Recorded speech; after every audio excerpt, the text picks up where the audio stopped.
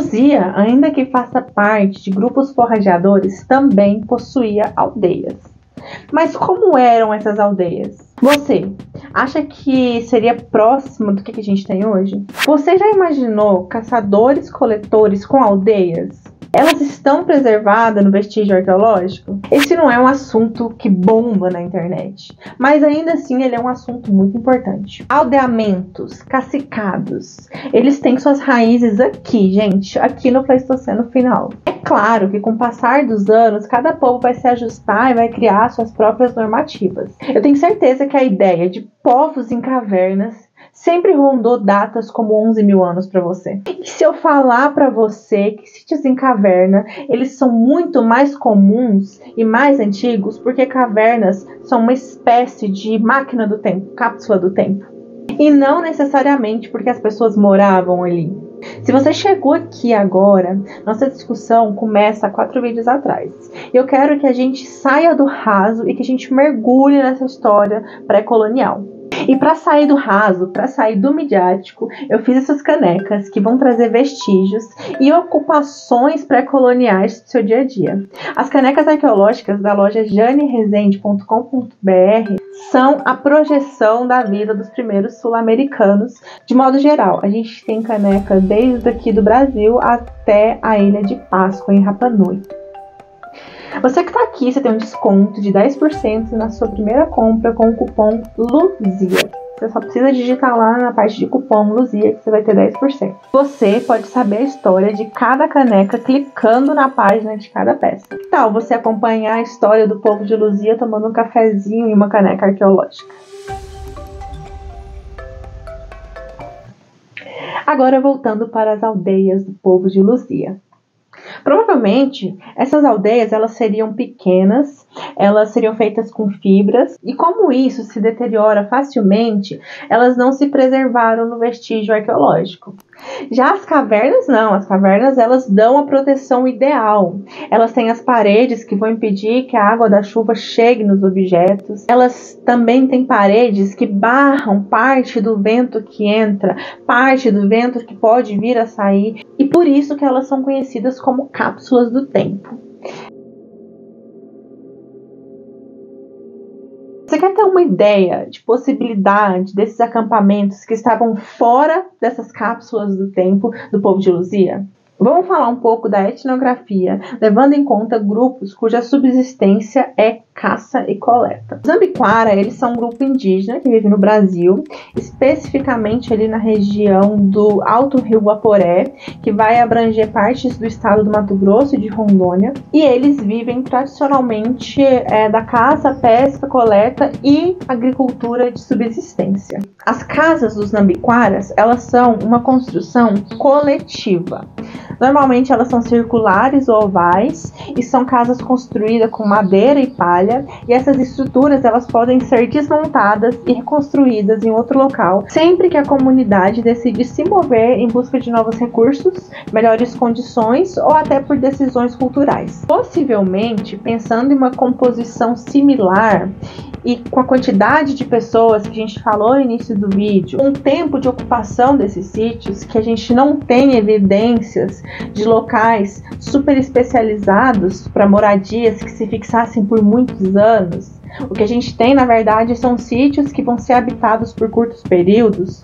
O povo de Luzia, ele teria 3 ou 4 casas ao redor de uma fogueira central, onde que para se fazer essas casas, eles iam usar varas que seriam colocadas verticalmente no chão, ou eles iam apoiar uma vara horizontal. E essa vara horizontal ali no chão, ela seria como um suporte improvisado. E o teto seria provavelmente de folhas de palmeiras. Essa, gente, é uma imagem que vai conseguir nos aproximar das casas do povo de Luzia. Mas ainda assim, ela é uma imagem extremamente hipotética. Como no tempo do povo de Luzia, o clima era mais seco e mais frio, é possível que a arquitetura dessas casas elas fossem feitas de modo que as suas estruturas retessem calor ali dentro.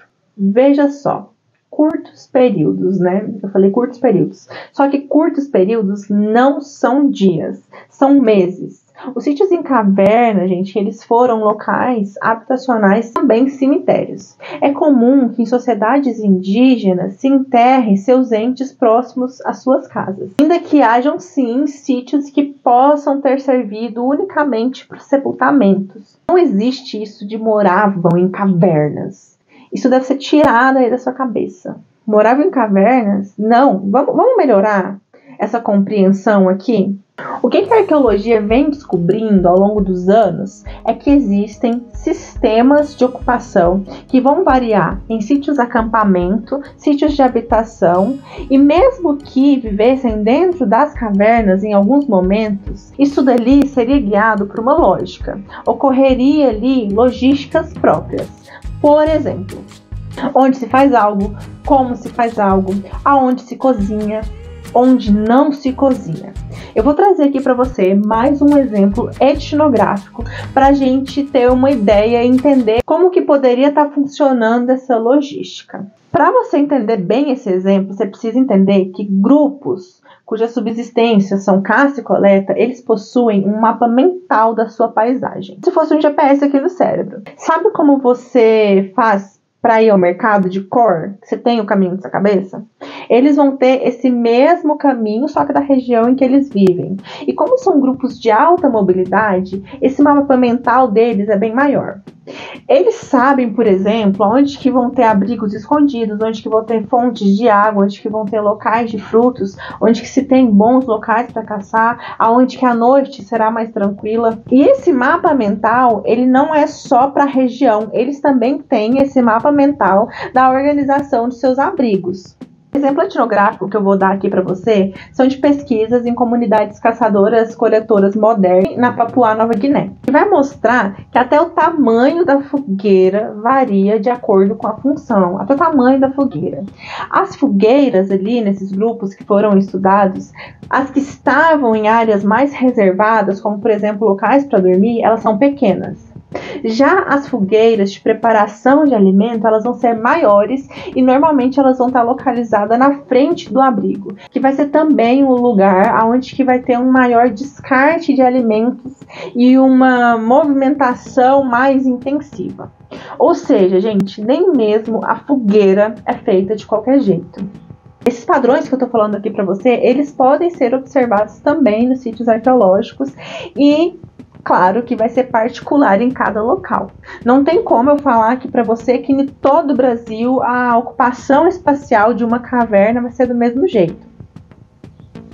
Minha amizade, a gente não tá falando aqui de um amontoado de gente entrando ali para se esconder dos perigos do mundo.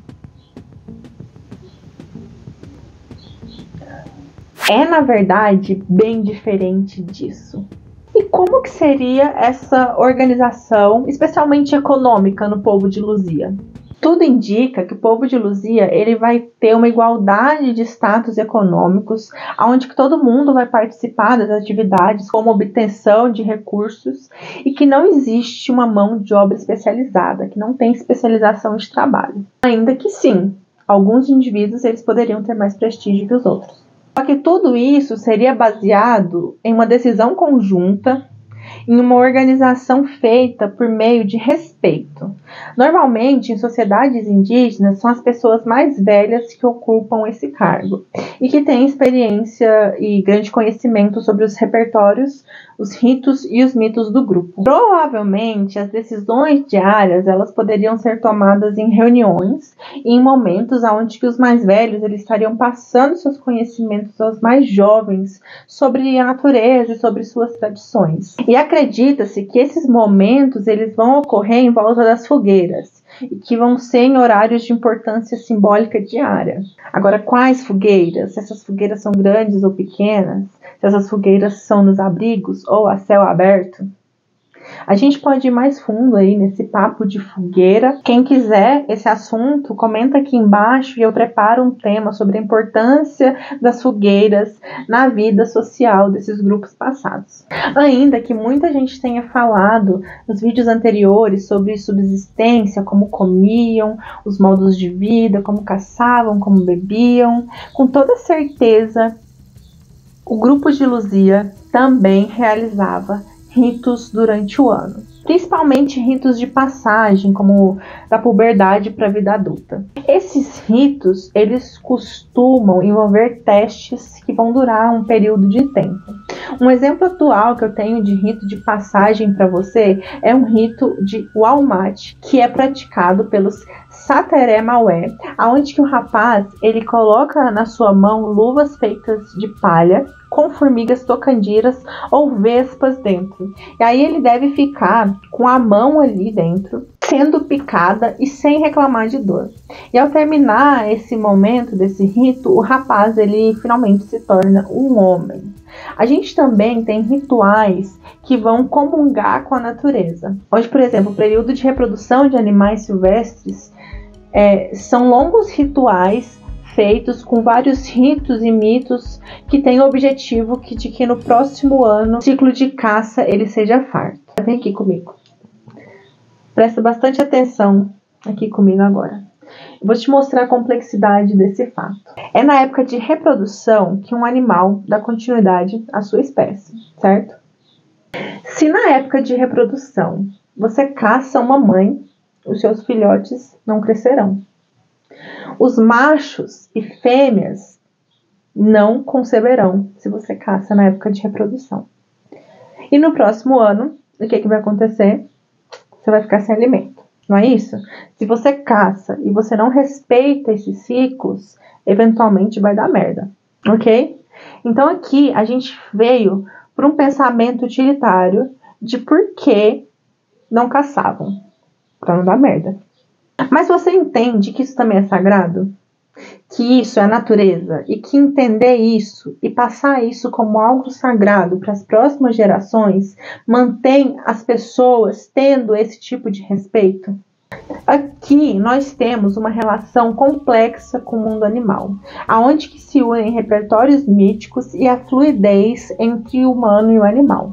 Eu te fiz entender aqui o caso prático dessa situação e dificilmente eu conseguiria fazer com que você entendesse o mítico, porque o mítico ele vai ser explicado de formas diferentes para diferentes culturas. Para uma cultura pode ser o peixe que manda no rio e que durante essa época ele não pode ser pescado, porque ele manda no rio e se você pescar ele vai mandar o rio parar. Para outras pode ser uma onça que caso caçada vai matar, ou caso não caçada ela terá gratidão pelo respeito que os humanos têm. Então, ainda que a gente saiba que o povo de Luzia fez o seu próprio repertório simbólico, cultural, que vai envolver esses aspectos que a gente discutiu aqui, a gente não sabe quais eram esses repertórios. Quais eram as suas divindades, quais são os seus animais sagrados, isso ficou com o povo de Luzia. O povo de Luzia, ele vivia da caça, da coleta e da pesca. E não se sabe quem fazia o quê, quem se casava com quem mandava, se mandava, quem obedecia, se obedecia, como solucionava os seus conflitos internos, e nem como se organizava seu espaço doméstico. Essas são algumas das perguntas a serem respondidas pelas pesquisas arqueológicas. Só que de uma coisa a gente sabe. Aspectos como subsistência e demografia, eles são tratados por sociedades humanas não como uma racionalidade adaptativa, mas sim através das suas cosmologias e visões de mundo. O comportamento humano, ele não pode ser estudado por meio de causa e efeito.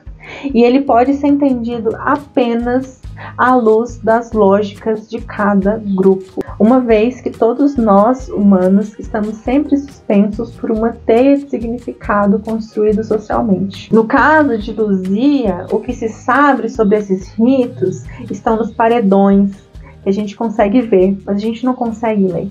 A gente não consegue retomar seus significados. Estão também nos seus sepultamentos, onde a pessoa é enterrada não uma, mas 2 vezes. São os ossos que nos contam parte desse momento tão complexo na vida de qualquer ser humano, o momento da morte. Ainda que os ossos eles não sejam tudo, eles sejam apenas parte. No povo indígena Karaô, quando uma pessoa morre, a família ela fica em luto por cerca de 8 meses, aonde que ela não canta, não festeja, não pinta e nem corta seus cabelos. Ao final desse período, acontece uma festa onde toda a família e toda a aldeia vão festejar e chorar a morte do seu ente, para liberar a alma dele, e a partir dali eles começam a sua vida normal. O corte de cabelo, ele simboliza a liberação do espírito, o fim do luto, o fim da tristeza. Veja só o significado por trás de um corte de cabelo. Um corte de cabelo diz a respeito de 8 meses, de um evento celebratório da partida de um ente. Do povo de Luzia não restaram os cabelos, restaram os ossos.